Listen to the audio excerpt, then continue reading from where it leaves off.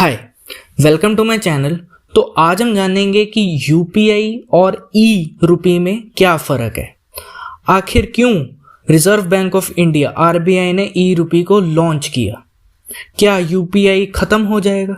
नहीं, ये सारे सवालों के जवाब देंगे।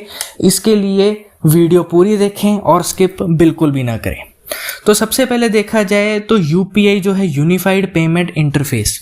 यूपीआई हमेशा जो भी हम पेमेंट करते हैं हमेशा बैंक के थ्रू ही होता है, लेकिन जो डिजिटल करेंसी है ई रुपी है जो रिजर्व बैंक ऑफ इंडिया ने लॉन्च किया है, उसमें ऐसा क्या है कि जो आपकी मनी होएगी वो digitally wallet to wallet transfer होएगी विदाउट बैंक की इंटरफेरेंस से। क्योंकि यूपीआई ट्रांजैक्शन के लिए बैंक का होना बहुत ज़रूरी है। बिना बैंक अकाउंट के यूपीआई पेमेंट होएगी नहीं। अगर किसी का अकाउंट एचडीएफसी बैंक में है और उसने एसबीआई बैंक में डालने पैसे, तो वो यूपीआई के थ्रू ही कर पाएगा क्योंकि बैंक टू बैंक ही चलेगा।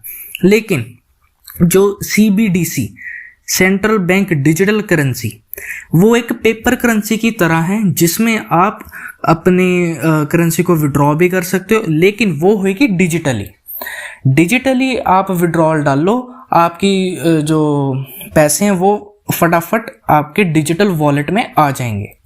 साथ के साथ ही आप डिजिटल करेंसी अपने मोबाइल फ़ोन के वॉलेट में रख सकते हो और वहाँ अपनी पेमेंट कर सकते हो। और ये जो पेमेंट होएगी ये वॉलेट टू वॉलेट होएगी, इसमें कोई बैंक की क्या कहते हैं इंटरफेरेंस नहीं होएगी। जैसे यूपीआई बैंक टू बैंक होता है, ई रुपी होएगा डिजिटली कैश पेमेंट। जो हम फिजिकली, जो हम पेपर मनी के थ्रू या फिर कोई भी शॉप पे अगर हम जाते हैं तो कोई भी हमने 20 या 50 रुपए की कोई भी हमने आइटम ली तो हमने पेपर मनी दे दी। लेकिन अब क्या होएगा, आरबीआई ने एक और नई ऑप्शन दे दी है, वो है डिजिटल करेंसी की। अगर आपके पास पैसे नहीं है, यूपीआई तो चलो होएगा बैंक अकाउंट से, लेकिन अब एक और ऑप्शन दे दी जिसमें आप डिजिटली ट्रांसफ़र कर सकते हो from wallet to wallet without बिना कोई जानकारी के, बिना किसी बैंक को तो कुछ पता भी नहीं होएगा कि आपने वॉलेट टू वॉलेट ट्रांसफ़र की है। जैसे पेपर मनी में बैंक का कोई लेना देना नहीं है, ऐसी डिजिटल करेंसी में भी बैंक का कोई लेना देना नहीं है। उसके बाद जो डिजिटल करेंसी है ये आप अपने बैंक अकाउंट में कोई भी बैंक जाओगे जहां आपका अकाउंट है वहां आप पैसे विड्रॉ कर सकते हो। फिजिकली में तो आपको एटीएम के थ्रू ही विड्रॉ करनी पड़ती है, लेकिन डिजिटल करेंसी में ऐसा क्या है कि आपकी जो विड्रॉल होगी वो आपके मोबाइल फ़ोन के वॉलेट में आ जाएगी। उसमें आपका कोई भी फिजिकल करेंसी नहीं आएगी। अब जो भी आप जितने भी आप ट्रांसफ़र करोगे वो आप आगे जाके खर्च सकते हो। ये इंडिविजुअल्स भी कर सकते हैं, प्राइवेट बिजनेसेस भी कर सकते हैं, सारे कर सकते हैं। जैसे यूपीआई में 2 बैंक्स का होना बहुत ज़रूरी है, जो डिजिटल करेंसी उसमें कोई ऐसे ज़रूरी नहीं है, बस 2 बैंक की जगह 2 वॉलेट का होना ज़रूरी है। जिसने पैसे डाले हैं उसका वॉलेट ज़रूरी है और जिसको पैसे आए हैं उसका भी वॉलेट ज़रूरी है। लेकिन जो डिजिटल करेंसी है उसके एलिजिबिलिटी क्राइटेरिया क्या है। सबसे पहले पैन कार्ड बहुत ज़रूरी है, permanent account number income tax जो देती है, ताकि इलीगल ट्रांसफ़र ना हो, फ्रॉड से बचा जाए, ब्लैक मनी से बचा जाए। क्योंकि आरबीआई के गवर्नर ने कहा है कि जैसे फिजिकल करेंसी में भी कहीं एक सर्टन लिमिट दी जाती है कि उसके बाद अगर आपने कोई पेमेंट करनी तो आपको पैन कार्ड दिखाना पड़ेगा। ऐसी ही डिजिटल करेंसी में है, अगर आपने पैसे विड्रॉ करने हैं, पैसे डिपॉजिट करने हैं, कुछ भी करना है, हर एक में पैन कार्ड होना बहुत ज़रूरी है। और इस मॉडल से आरबीआई टोकन्स इशू करेगी, जिसको आरबीआई कहता है टोकन सर्विस प्रोवाइडर्स, टीएसपी, जो ये टोकन आगे जाके रिटेल में डिस्ट्रीब्यूट करेंगे। साथ के साथ आरबीआई ये भी देख रही है कि हम और ज़्यादा टेक्नोलॉजी पे डिपेंड हों और ज़्यादा टेक्नोलॉजी अच्छी आए ताकि पेमेंट में कोई रुकावट ना आए। बड़ी बात, अगर देखा जाए तो यूपीआई है बैंक टू बैंक ट्रांसफर।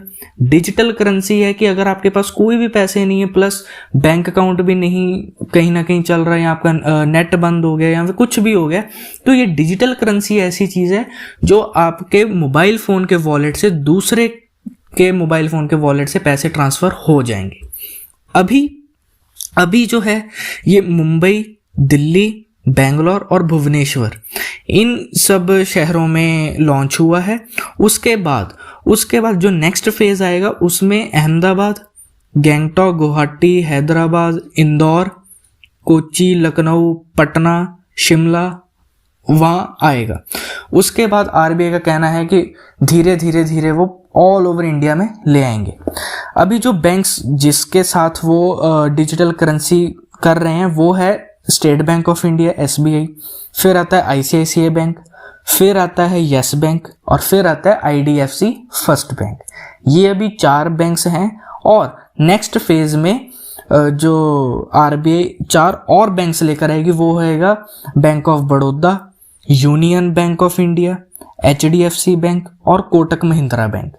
ये 4 बैंक्स और आएंगे और धीरे धीरे आरबीआई का ये है कि सारे जितने भी इंडिया के बैंक्स हैं हर एक बैंक डिजिटल करेंसी को अपनाए और हर एक इंडिविजुअल को डिजिटल करेंसी कर पाए। तो ये थे डिफरेंस मेन यूपीआई और ई रुपी का। यूपीआई में बैंक्स का होना बहुत ज़रूरी है, बिना बैंक के यूपीआई ट्रांसफ़र नहीं होएगा। जो डिजिटल करेंसी वो सिर्फ ये है कि जो आपके फिजिकल पेपर नोट है वो आपके एक तरह से मोबाइल फ़ोन में आ गए, वो आप अपने मोबाइल फ़ोन के वॉलेट से दूसरे मोबाइल फ़ोन के वॉलेट से ट्रांसफ़र कर सकते हो बिना किसी बैंक के इंटरफेरेंस के। उम्मीद है कि आपको वीडियो पसंद आए, आपको अब ये डिफरेंस थोड़ा बहुत समझ में भी आया होगा। लाइक, शेयर, सब्सक्राइब ज़रूर करें। Thank you.